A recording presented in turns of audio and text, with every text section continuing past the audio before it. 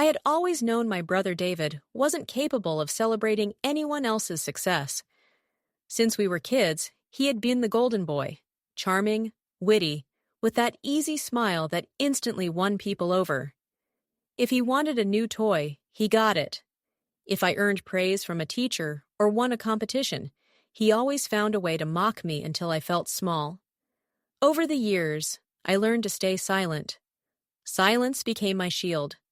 While David drifted through universities, jobs, and relationships like they were nothing more than hobbies, I woke up at 5 in the morning, studied, worked, and slowly carved out something bigger than myself. Through debt, fear, and sleepless nights, I built a company from the ground up. A company that, after years of sacrifice, was finally thriving. I never bragged. In fact, I held on to the quiet hope that one day I'd sit down with my family and hear the words I'd always craved. "We're proud of you." But that day never came. That dinner was the breaking point. My mother had invited everyone over. A long wooden table set with candles, roasted meat filling the air with its heavy aroma, children's laughter echoing in the background. 16 people gathered. Siblings, spouses, cousins, even family friends who barely belonged. I sat quietly, smiling, listening as David dominated the conversation with stories about his new opportunity. He was supposedly about to land some prestigious corporate job. The way he spoke, you'd think he'd already signed the contract. Then, glass in hand, he turned to the table with a smirk. "Well," he said, voice dripping with arrogance, "I think we all know who the real provider in this family is. Some people like to play business, but we all know it's more of a hobby than a career." The table erupted in awkward laughter. Everyone knew exactly who he meant. Heat rushed to my face, my hands trembling under the tablecloth. My mother hurried to change the subject, but the damage was done. His words had landed like a blade. I didn't reply. I didn't give him the satisfaction of watching me break. Instead, I locked eyes with him, cold, steady, unflinching. And in that moment, I realized something. This wasn't just about jealousy. It was about respect. David had never respected me, not once in his life. I lifted my glass, smiled faintly, and took a sip of wine. No words, no reaction. Just silence. But something inside me cracked that night. For the first time, I understood that if the moment ever came where I had a choice, to stay quiet or to let David taste his own medicine, I wouldn't hesitate. And when that day arrived, I would make sure he never forgot it. 2 weeks passed after that humiliating dinner.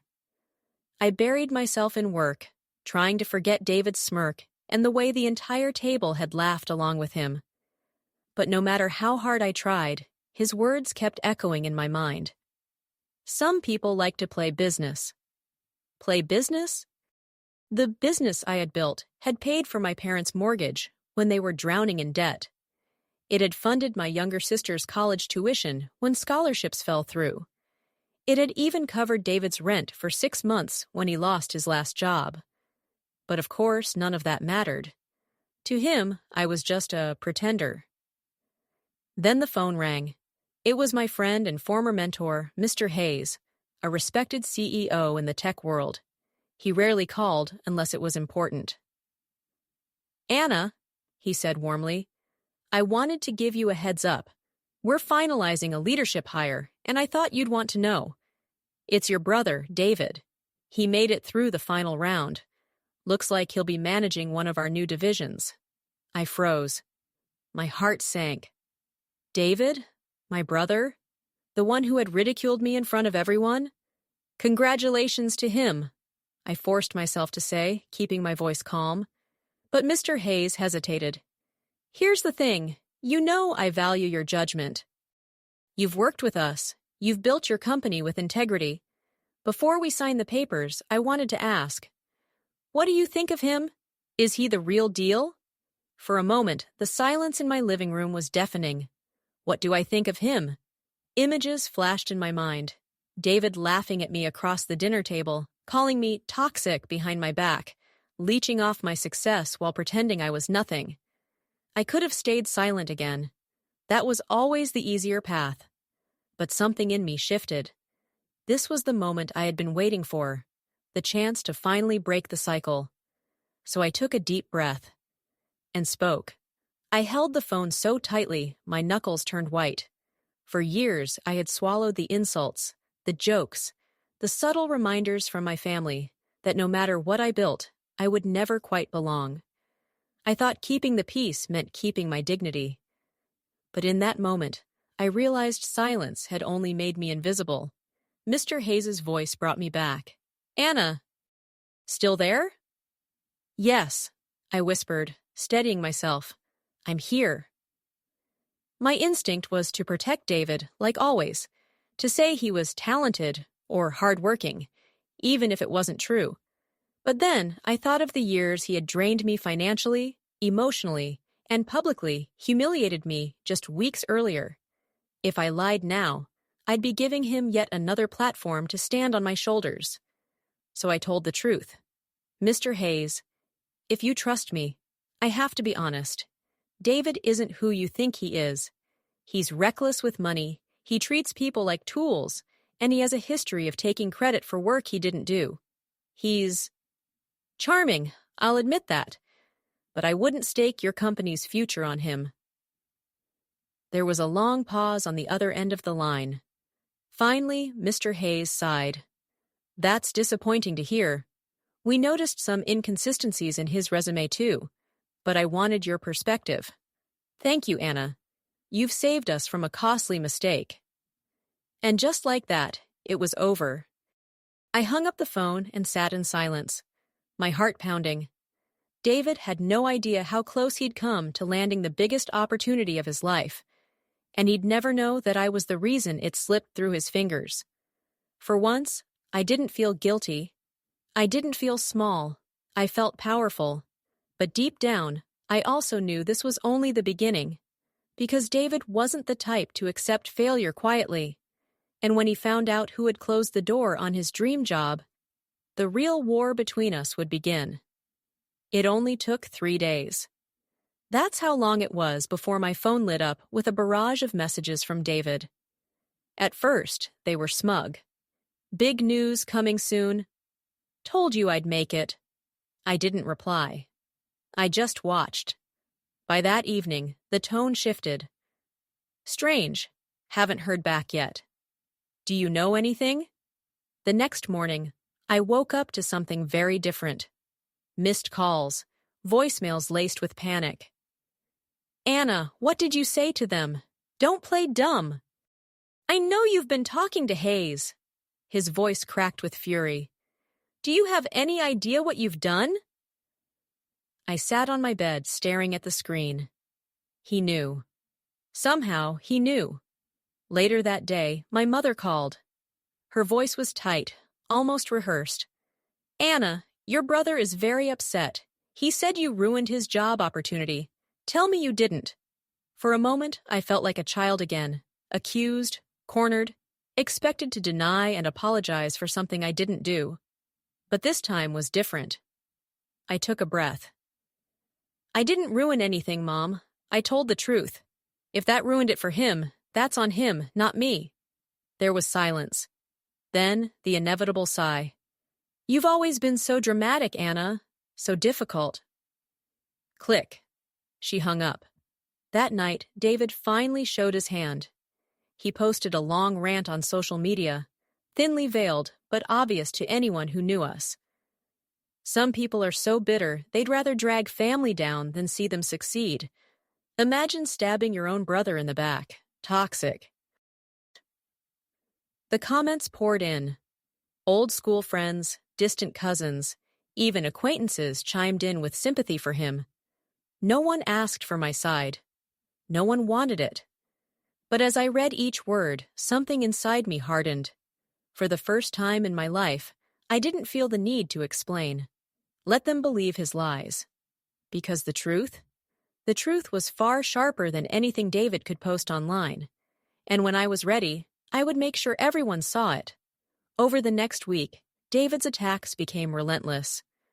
At first, it was just a few bitter posts, the kind of vague, self-pitying comments you'd expect from someone licking their wounds. But soon, he went further. He started naming me directly. Anna has always been jealous. She can't stand to see me succeed. This time, she went too far. She destroyed my career out of spite. Every word was a dagger. Friends I hadn't spoken to in years messaged me privately. Some asked if it was true. Others didn't even bother.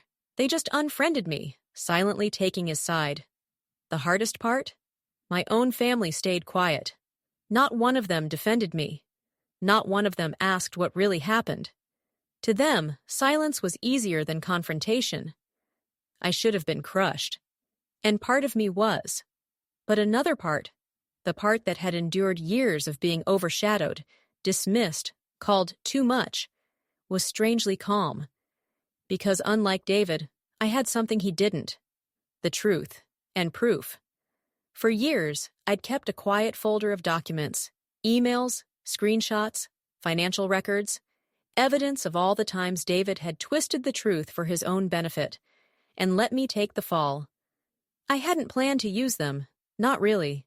But now I could see the path clearly. One night, while his latest rant gained traction online, I sat at my desk and opened the folder. My fingers hovered over the keyboard as I read through the files, each one a reminder of who David really was. Fraud, lies, manipulation. The world saw him as charismatic, ambitious, a victim of a toxic sister. But the reality? He was a ticking bomb, and I held the detonator. For the first time in weeks, I smiled. I didn't need to fight his lies with more words. I would let the facts speak for themselves.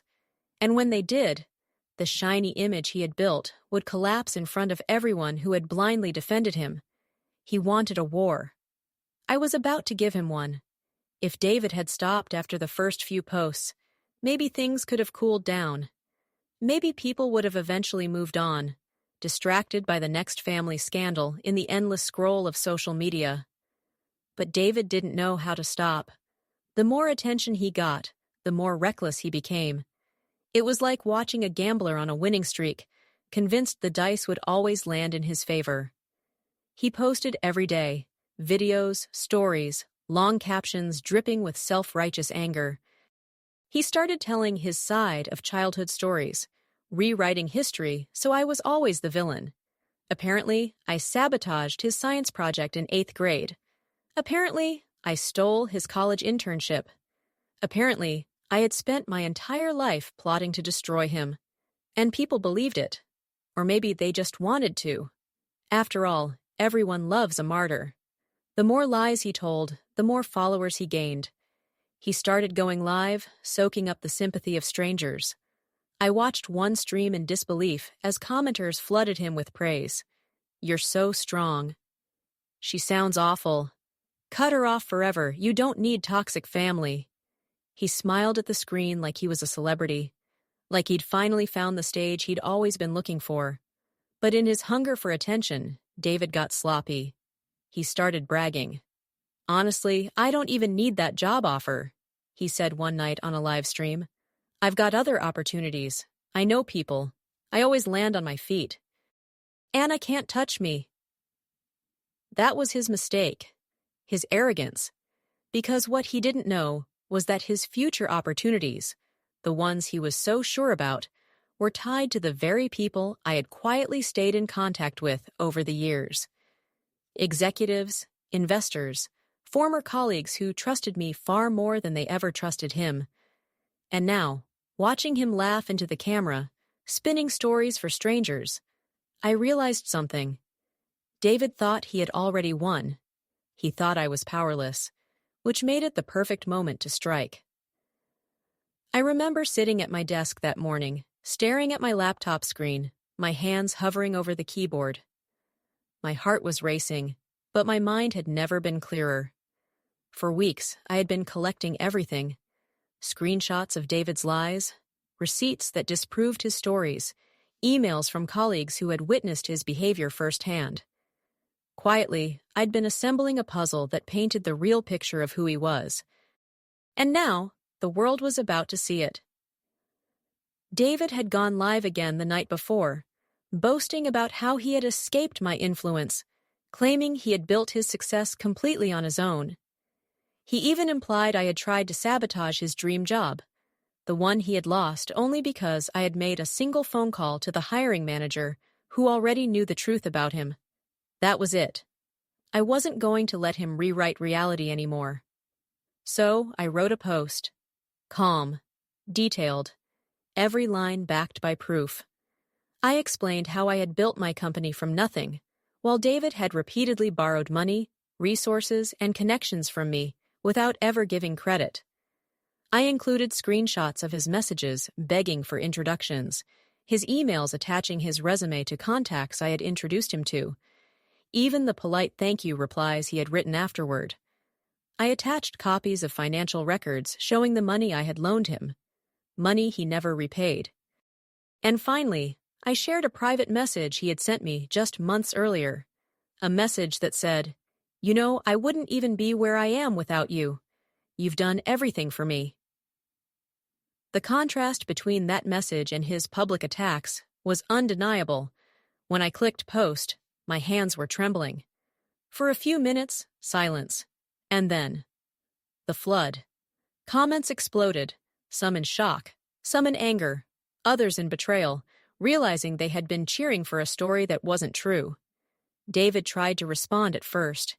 He went live again, shouting, denying, calling me manipulative. But people weren't buying it anymore.